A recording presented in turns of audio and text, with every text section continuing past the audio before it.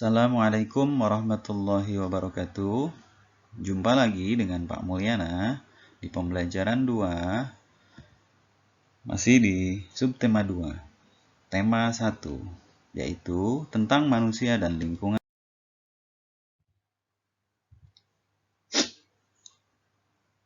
Lalu kegiatan pembelajarannya seperti apa? Ini dia ya, termasuk kompetensi yang dikembangkan. Nah, pemetaan kompetensi dasarnya ada bahasa, IPA, dan juga SPDP. Tujuan pembelajaran di pembelajaran kali ini, 1. Dengan mengamati gambar, siswa mampu memahami tulang sebagai salah satu organ gerak manusia secara benar. 2. Dengan membaca, siswa mampu mengolah informasi dari bacaan dan menentukan ide pokok dari setiap paragraf secara bertanggung jawab. 3. Dengan mengamati gambar, siswa mampu menyebutkan dan menunjukkan berbagai jenis tulang sebagai organ gerak pada manusia secara tepat. Dan yang keempat, dengan berdiskusi, siswa dapat memahami fungsi masing-masing tulang pada manusia secara benar. Coba amati gambar di atas. Kemudian jawab pertanyaan-pertanyaannya. Pertama, kegiatan yang nampak pada gambar di atas adalah, lihat, tentu tahu dong. Ya, benar.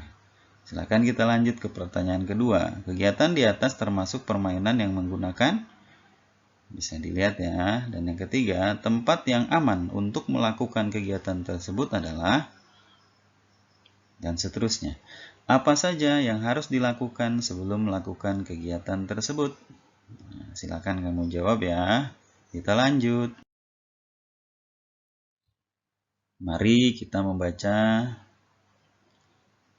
Selesai membantu mengemas selada, Beni membantu Pak Anto memanen kol. Hasil panen kali ini sangat bagus.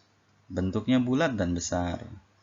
Alhamdulillah Beni, hasil panen kali ini sangat bagus, sahut Pak Anto. Benar sekali Pak, bentuknya sudah seperti bola saja. Saya seperti ingin menendangnya saja. Hehehe, canda Beni. Ah, bisa saja kamu ini Ben, sahut Pak Anto. Kamu senang bermain bola ya? Tanya Pak Anto. Iya, tentu senang Pak. Saya jago menendang, menggiring, dan menerima umpan loh, sahut Beni. Permainan bola memerlukan banyak gerakan, seperti berjalan, berlari, menendang, dan melempar. Hampir semua bagian tubuh aktif. Tentunya hal ini mengharuskan semua organ gerak dalam tubuh, baik itu otot ataupun tulang, bekerja dengan baik. Coba kamu amati aktivitasmu sehari-hari saat kita berjalan. Mengapa kaki kita bisa bergerak? Mengapa juga tangan kita bisa berayun, memegang, dan menggenggam? Ya, kaki dan tangan kita bisa bergerak karena pada kaki dan tangan kita terdapat tulang dan otot. Tulang dan otot inilah yang bisa menggerakkan tangan dan kaki kita. Tangan dan otot merupakan alat gerak.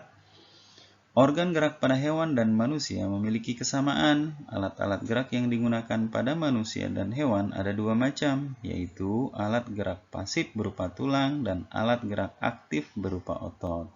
Kedua alat gerak ini akan bekerja sama dalam melakukan pergerakan sehingga membentuk suatu sistem yang disebut sistem gerak. Sekarang kita coba berlatih. Tubuh manusia, khususnya tangan dan kaki, terdiri atas beberapa tulang. Nah, perhatikan gambar rangka tangan dan kaki berikut ini. Coba kenali dan tunjukkan nama-nama tulang tersebut melalui gambar ini. Pasangkan antara gambar dengan keterangan menggunakan garis. Nah, yang ini tulang pada lengan ya, lengan. Kamu tarik garis, mana tulang lengan atas, tulang hasta, dan seterusnya. Yang ini tulang pada kaki manusia. Sama ya, pasangkan dengan memakai garis. Baik, ini hasil karya kamu tadi ya, setelah dipasangkan. Paling atas ada tulang tengkorak, ada tulang rahang bawah. Silakan dilihat ya, mana bagian yang ditunjuk tersebut dengan garis warna merah. Ada tulang leher di bawahnya, Di sebelahnya ada tulang selangka, ya. Lalu ada tulang belikat, tulang dada, tulang belakang, tulang panggul. Lalu kita pindah ke otot atau tulang yang ada di tangan. Tulang pengumpil, tulang hasta, tulang telapak, dan tulang jari tangan. Di kaki ada tulang paha, tulang tempurung lutut. Sebelahnya lagi turun lagi ada tulang kering. Nah, ini tulang kering, lihat, perhatikan dengan tulang betis. Ada perbedaan tuh di situ ya, hati-hati tertukar juga. Lalu ada tulang pergelangan kaki. Kita lanjut. Sekarang giliran mencoba. Untuk menambah pemahamanmu tentang organ gerak manusia, buatlah prakarya menarik. Pertama, model sederhana rangka manusia dari bahan bubur kertas plus kawat biasanya ya. Nah, ini contohnya. Ada loh di buku kalian contohnya. Nah, yang kedua, Pak Mul memberikan diferensiasi produknya. Prakarya kamu boleh berbeda dan boleh milih salah satu yang menurut kamu terbaik. Nah, yang kedua kamu berupa gambar. Gambarnya yang maksimal ya. Boleh juga kamu membuat wayang ya, wayang-wayangan. Pasti pernah tahu. Nah, ini contohnya ya. Kita lanjutkan. Fungsi organ gerak manusia sangat banyak. Hampir semua aktivitas manusia tidak bisa terlepas dari organ gerak. Bukan hanya dalam sepak bola saja. Coba sebutkan aktivitas manusia yang memanfaatkan kerja organ gerak. Berbagai aktivitas dapat kita lakukan dalam kehidupan sehari-hari. Semuanya itu tidak terlepas dari karunia Tuhan yang memberikan kelengkapan dan kesempurnaan fungsi bagian-bagian tubuh kita. Sudahkah kamu bersyukur atas itu semua? Ya, coba kita renungkan. Bagaimana cara kamu bersyukur? Nah, nih. Di bagian ini kita akan membaca kisah inspiratif. Apa judulnya? Penyandang cacat yang sukses. Kok bisa ya? Ya, kisah Sidik yang tidak mempunyai kaki patut menjadi contoh agar kita lebih semangat. Ini contoh atau teks singkat saja, selebih lengkapnya kamu bisa baca di buku kalian masing-masing. Jadi Sidik lahir itu dengan kondisi yang memprihatinkan. Dia tidak memiliki kedua kaki, mulai dari pangkal paha. Boleh dibilang tubuhnya hanya separuh loh.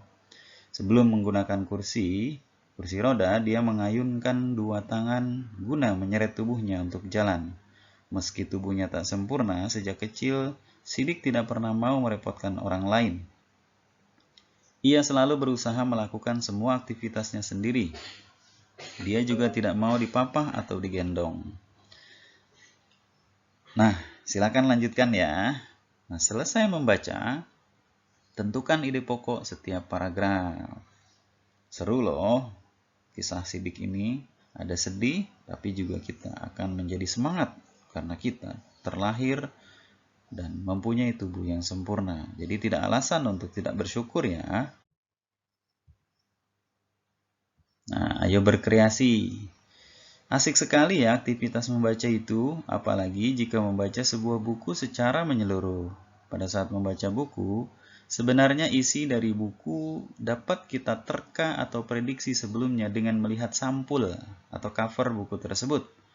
Karena memang sampul cover buku merupakan bagian buku yang berupa gambar ilustrasi yang bisa mewakili isi buku. Cover atau sampul buku merupakan cerminan dari keseluruhan isi buku. Cover atau sampul merupakan bagian terluar dari buku yang terdiri dua sisi, yakni depan dan belakang. Kedua sisi ini saling mendukung dan melengkapi serta menguatkan isi dari buku. Cover yang baik adalah yang bisa mempengaruhi dan menarik minat orang untuk membaca isi buku secara keseluruhan. Untuk itu, maka sebuah cover harus memenuhi unsur-unsur berikut. Apa saja? 1. Terdapat judul dengan pemilihan jenis huruf yang menarik dan mencolok. Ya, jenis hurufnya. Yang kedua, terdapat kalimat penjelas judul yang singkat dan mudah dipahami. 3. Terdapat nama penulis. 4. Terdapat identitas penerbit. 5. Menyertakan gambar yang menarik. 6. terdapat sinopsi isi buku pada sisi belakang, dan 7 terdapat identitas buku pada punggung buku. Ini ya beberapa cover yang memenuhi unsur agar menarik. Coba kamu perhatikan contoh cover buku berikut. Nah, ini ya. Ini hanya contoh buku tema kalian, juga bisa kamu lihat covernya ya. Sekarang giliran kamu untuk membuat gambar pada cover atau sampul buku. Kamu dapat membuatnya berdasarkan isi bacaan yang berjudul Penyandang Cacat yang Sukses. Coba ya. Nah, dari judul Penyandang Cacat yang Sukses. Renungan atau refleksi diri. Kamu telah mengetahui organ gerak dalam tubuhmu beserta fungsinya. Coba renungkan apa yang terjadi jika salah satu organ gerak dalam tubuhmu rusak atau tidak dapat bekerja sebagaimana mestinya. Ya, coba renungkan. Renungkan juga apa yang bisa kamu lakukan tanpa adanya organ gerak dalam tubuhmu. Aduh, bagaimana rasanya ya? Lalu, bagaimana caramu menjaga organ gerak dalam tubuhmu?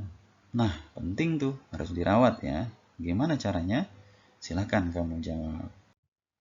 Baik, sampai sini untuk pembelajaran 2 di subtema 2. Tetap semangat dan siap jadi anak hebat.